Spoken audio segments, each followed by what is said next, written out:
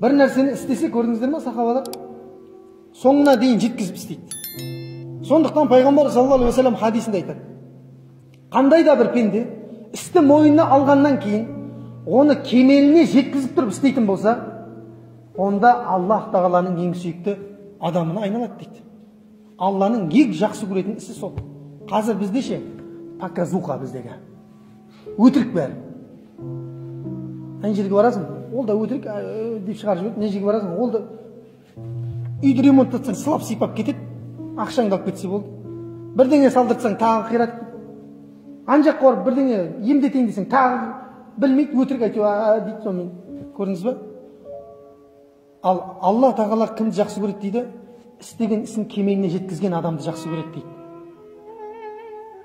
Анау бір жерің ауырып жатса да дұрыстап, көңіл бөліп, қарап, тіс деп айтайықшы енді, Асылхан отыр ғой.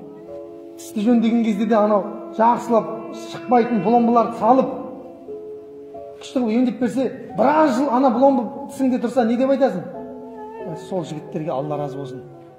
Одан кейін біреулерге барып салдырып едім, түсіп қалып жатыр дейді. Дұрыс па? Мыналар оңбағандау екен де, аналар мықты екен дейді. Адамның өзі мойындайды да, оны көрдіңіз ба? Сондай адамды Алла тағала жақсы көреді. Мойнына алған ісін кемеліне жеткізіп, ықыласпен істеген пендені Алла жақсы көреді дейді.